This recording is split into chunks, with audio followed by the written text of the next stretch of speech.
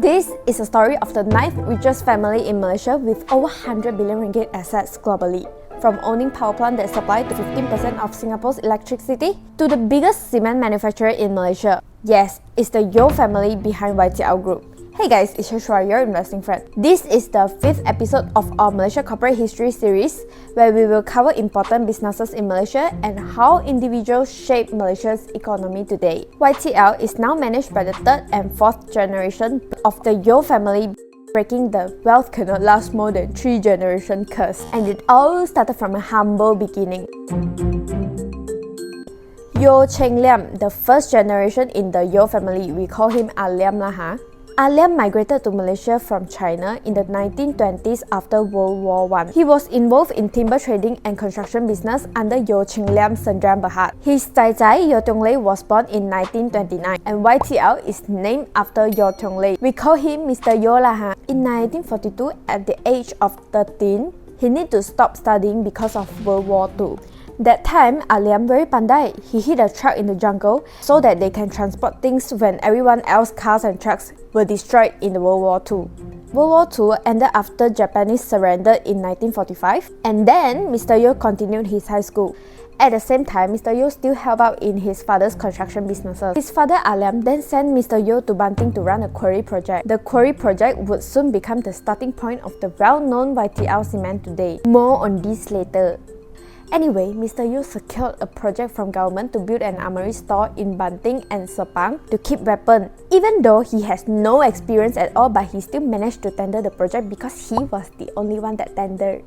No experience ma, so he engaged a carpenter to build the armory store for him no? And from that project, Mr. Yeoh made his first bucket of gold, 5,000 ringgit at 22 years old. That was also when Mr. Yeoh fell in love with construction business. In the 1950s, when Malaysia was recovering from World War II under the control of the British, construction businesses were high in demand. With his first taste of success from the previous project, Mr. Yeoh started taking on more defense and security projects. In 1955, Mr. Yeoh started Syarikat Pembinaan Yeoh Lei Sendram Berhad, aka the YTL that we know today. Mr. Yeoh noticed that government were giving up many projects to build school after the World War II. So they started tendering for school projects. And the first school that they built is in Salak Bernam.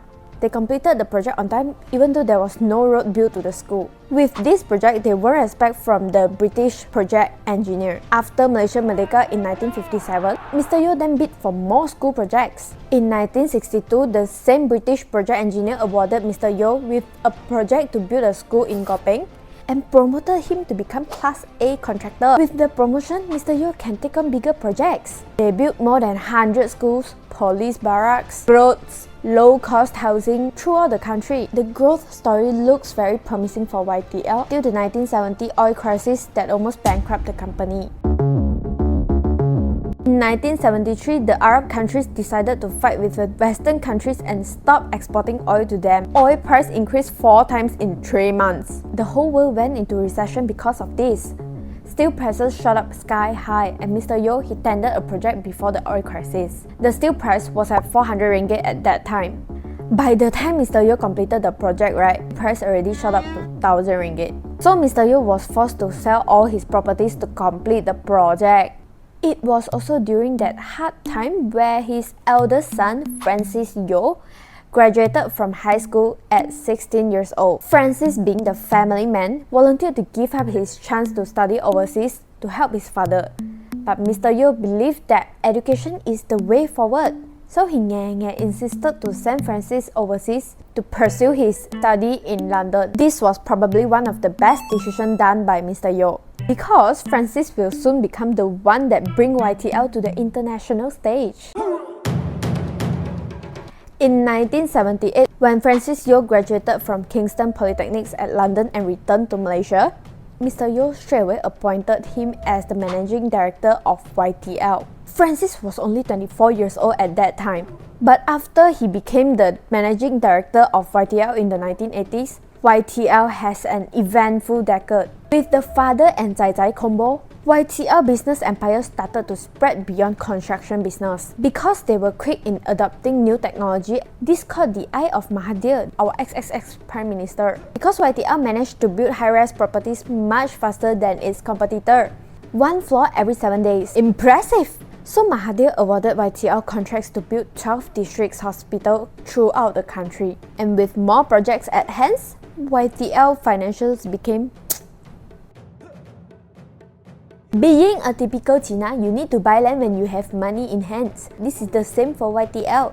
They started acquiring land in Malaysia and then ventured into property development.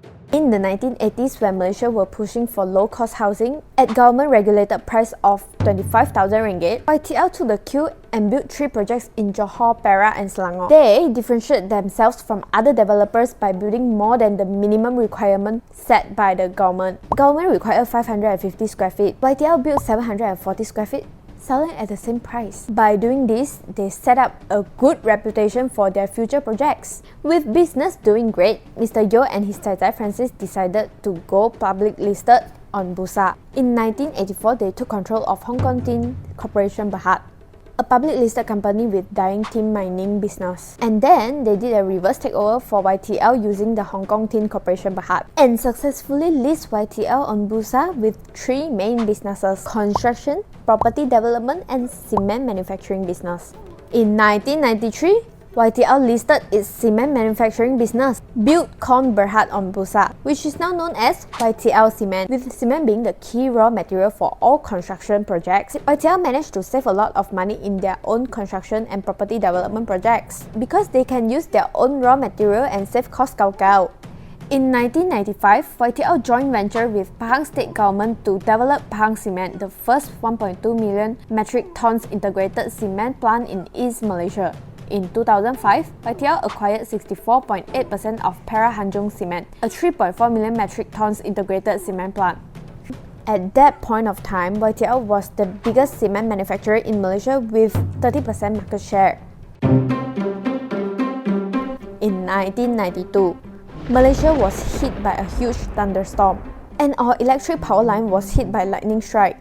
The whole country faced electric outage for 2 days. After this incident, our government introduced 5 independent power producers into our Malaysia power generation system to supply at least 30% of Malaysia electricity demand. Mr. Yeoh and Francis immediately see this as a huge opportunity for YTL. Because all of YTL businesses were cyclical in nature, they were in need of an asset that can generate consistent cash flow for them when the other businesses were in down cycle. So YTL all in into the independent power producer business. Remember that Mahathir were impressed by YTL's work? YTL was one out of the 5 companies that were given power producer license directly, even though they have no experience in building power plant at all. So they learned from Siemens Germany. They managed to complete the construction of power plant in less than 2 years' time, when the average construction period are 3 to 4 years. The 1,200 megawatt power plant was a home run for YTL. In 1997, they listed their power plant business on Bursa with the name of YTLPower. Anyway, our friend Farrell will cover the details of YTLPower in their video. There are many stories about YTLPower that are not mentioned here, so please make sure you check them out. After owning the power plant, they don't need to worry about the upcycle or the downcycle of their other businesses anymore because they were flush with cash. It also means that they have more bullets to go shopping when market goes down. And that's exactly what happened in 1997, when Malaysia was hit badly by the Asian financial crisis. Many companies in Malaysia crashed down. KLCI was down 80%. YTL noticed that Taiping Consolidated Berhad were facing problems with possibility of going bankrupt. So in 1998, they went in immediately and acquired 51% controlling stake at the dirt cheap price. Taiping Consolidated Berhad was a huge bargain because it holds a lot of great assets. Marriott KL, Lot 10, Starhill Gallery, and 294 acres of lands in Sentul. These are prime assets located in the Golden Triangle in KL. They then later renamed the company to YTL Land and Development. But Bukit Bintang at that time was a high crime red light district. So immediately after the acquisition, Francis approached government with a master plan to revamp the area. His plan was like this: build Bukit Bintang Walk, and reduce duty tax for luxury brands so they are willing to come into Malaysia. Within 4 months, government agreed all Francis Yeoh's requests. Ho sai leh. Since then, Bukit Bintang became the prime area of KL. After Bukit Bintang Girls' School was demolished in year 2000 and to build pavilion in year 2007, the land value of Bukit Bintang kaboom! Until today, the area is still one of the most expensive area in Malaysia. If you think Lot 10 is the only prime assets of Taiping Consolidated Berhad, you're wrong already. Remember, there is still this 294 acres of land in Sentul. In 2002, YTL released the master plan of Sentul development. The whole development of Sentul is expected to bring over 25 billion ringgit development projects to YTL over the years. And we all can see how successful is the development of Sentul today. Sentul has become the go-to area for those hipsters, artistic kind of people. Another gold mine get.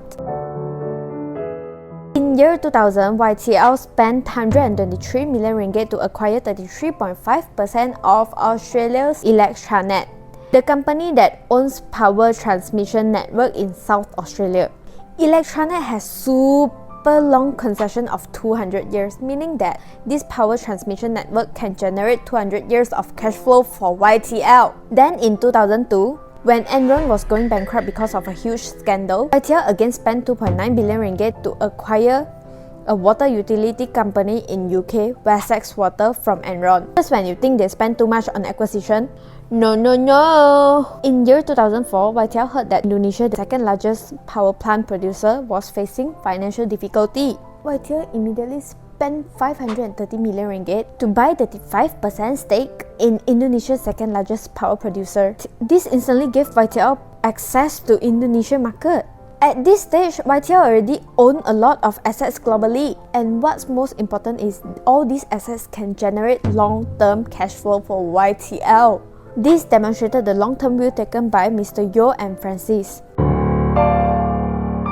In 2008, at the peak of global financial crisis, YTL was sitting there with its war chest, ready to shoot its bullet when there is opportunity. And they pulled the trigger when Starhill Global REIT dropped Gao to 50% of its net asset value. YTL acquired 26% of the REIT that is listed in SGX and 50% of the holding company for 689 million ringgit. The REIT served as a great stepping stone for YTL to inject Lot 10 and Starhill Gallery into REIT in year 2010. At the same year, YTL also spent 9 billion ringgit to buy Power Seraya that supplied almost 30% of Singapore's electricity at that time. Looking at the cash flow that is generated by Power Seraya today, that was one of the best acquisitions that they have made. After the global financial crisis, YTL has been quiet for a while. They made a 4 billion ringgit investment in 2010, setting up Yes to enter the telecommunication industry.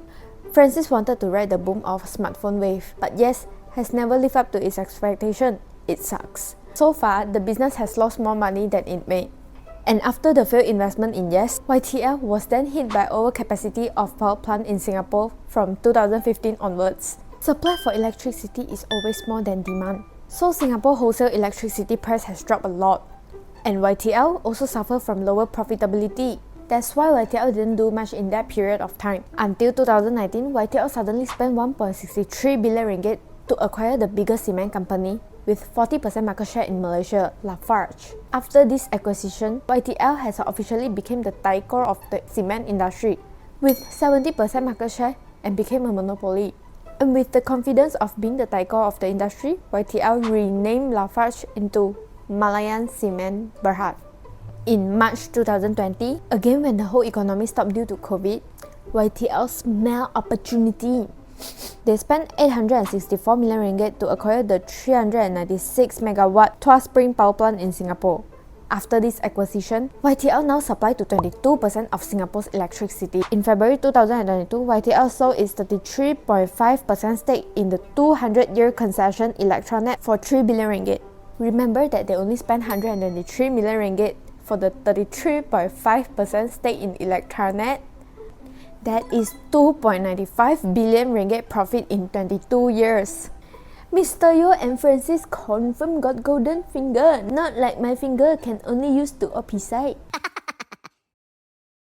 Fast forward to today, YTL share price has been going up 300% in 1 year. They single-handedly push up the whole KLCA index.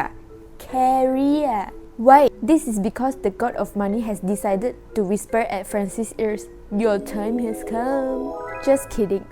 All the good news come together for YTL at one time. Number 1, YTL successfully secured a 4.3 billion ringgit deal with NVIDIA to develop AI data center in Johor, Malaysia. YTL will also utilize NVIDIA's AI cloud computing platform to build a large language model in Malay. This shows that YTL is in a good position to capture the growth of AI in the ASEAN region. Number 2, Singapore's electricity market has finally started to stabilize. The demand for the electricity has finally caught up with the supply of electricity. So the wholesale price for electricity has finally recovered. The profitability for YTL's power plant in Singapore has also improved significantly. Number 3, the cement segment of YTL has also recovered as most economy has recovered from COVID lockdown and construction activities increased. Number 4, YTL and YTLPower will be included into the KLCA index. This means that YTL is now one of the biggest 30 companies in Malaysia. And then they get to benefit from more investment from local and foreign investors. Number 5, YTL's earnings mostly came from overseas. Our ringgit has been weakening like got KPI like that. So the earnings that YTL made from overseas became higher when they convert to ringgit. This is where YTL is today. Still growing strong at 70 years old, with the company managed by the 3rd and 4th generation of Yeoh Family. And it doesn't seem like their growing momentum is slowing down anytime soon. What I learned from the Yeoh family is that, yes, it is true that they are one of the beneficiaries of the Mahathir era, but cronyism is not their destination. It's their stepping stone to achieve more. And what's more important is they push their business out of Malaysia to compete at a global stage. YTL is successful is because they took a long-term approach. All their assets are freehold with the ability of generating long-term cash flow for them. With the cash flow generated, they can get to invest into the next big thing. Having said that, I do hope that YTL as a company can grow beyond their family. Because when we look at the board of YTL, yo. Certainly the current generation of the Yeoh family is great. But we don't know if the next generation would be as capable. Anyway, that's all for today's video. Remember to check out Fairul's video on YTLPower and stay tuned for our next corporate history videos. Until then, stay safe and stay strong investing. I will see you in the next video. Bye bye.